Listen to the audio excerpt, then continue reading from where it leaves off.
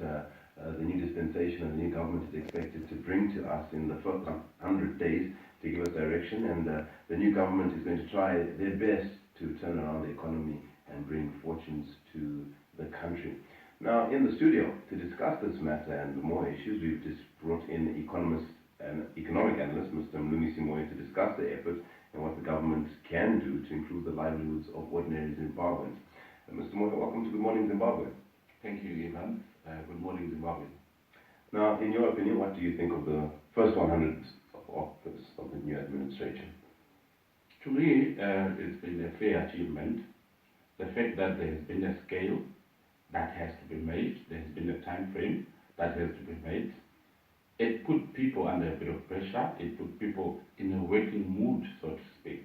I think gone are the days where people would sleep in office. It's not business as usual.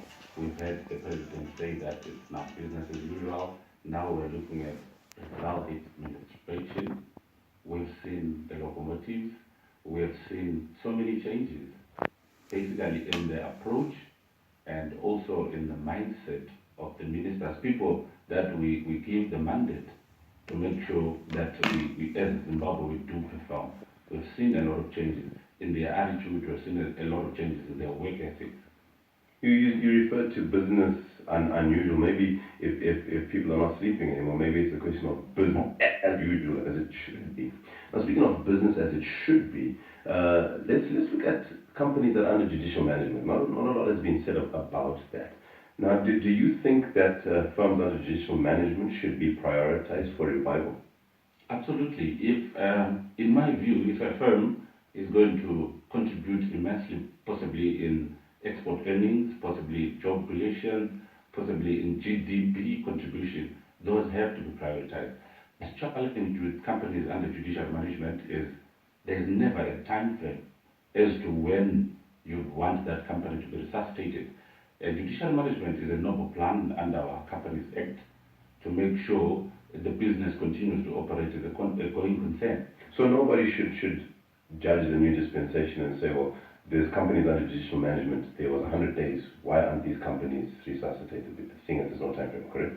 Yeah, I think it would be fair to that kind of judgment, because companies under judicial management, they cannot attract local funding, they cannot attract foreign funding.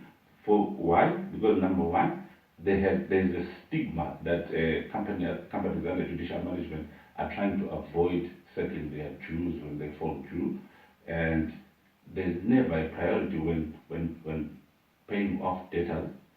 Shareholders and foreign investment never a priority. So for that reason, it cannot ordinarily attract foreign funding. Even if fresh capital was going to be the way out, it becomes very difficult. And again, companies under judicial management, the judicial manager inherits all contracts and all contractual obligations. You find that in scenarios where possibly cutting down, or maybe the biggest debt obligation for the organization or the company is salaries. It's very difficult to cut down on salaries because you inherit those contracts. They are not easy to shed off. Now, speaking of judicial management and struggling entities, let's look at the NRZ. The NRZ, a sleeping giant that hasn't contributed to the economy for a long period of time. Last week we see the commissioning of $400 million worth of infrastructural tools in the form of wagons coming from. Is that the right move? And why is it the right move for the economy? My analysis would be it's a very good move. It's a positive pointer. It's a move in the right direction for the simple reason that the production throughput of NRZ is increased now because of that rolling stock that we witnessed last week. And by so doing, there is increased revenue. We listened attentively when the chairman of the board of directors was giving us figures on how much money they will make even up in the lease fees. And remember, this is equipment that's acquired off the NRZ balance sheet. So what it means is NRZ now is looking at growth without looking for internal sources of capital. So this is when, remember, the DIDG they sourced the funding, and that funding is going to be settled off the running of the project. So the increased productivity in NRZ also increases revenue to fiscal through section. So all that, in my view, it's a growth. It gives growth to the economy. It gives revenue increase to fiscal. And so the Minister of Finance, I think Minister Chinamasa, wherever he is, he should be smiling because that's a potential cash cow. All right, now, in closing, I must ask you, business has been called upon to embrace innovation, adopt new production models. Is that really important, or can't we just revive the old equipment, get production going, and then perhaps, as an example, although they've got new wagons, they use what they use whatever capital they had. Isn't that potentially a way forward, or is that a must? By looking at global trends, it is a must going forward because we want local companies to be competitive globally. Are you saying that the way we do business here in Zimbabwe doesn't meet international standards? It does to a certain extent, but we are challenged because the cost of doing business here is very high.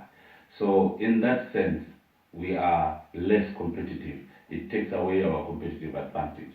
So using or investing in these innovative technologies, it increases, in my view, the bottom line of the company, the profitability of the company, because now you have increased through production at a lesser cost.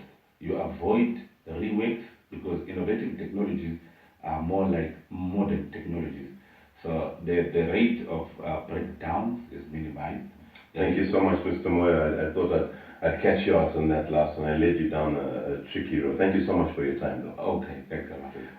We were speaking to economic analyst Mr. Mlungisi Moyo to discuss more of the 100 days of the new administration, as well as other factors that are key to the revival of our country's economy. So we are now done from our Montrose studios. My name is Arthur Evans. We're going to take you back to Pocket Hill, where MacDonald Gurura is on standby. And I'm sure, MacDonald, you are still smiling from ear to ear. And look, I must admit, the team in form deserves a trophy. I'm not too sure about the trophy, but congratulations to you, my man. I really am genuinely happy for you. Now we need to turn on World Cup qualifiers. Recently, Zimbabwe played Afghanistan.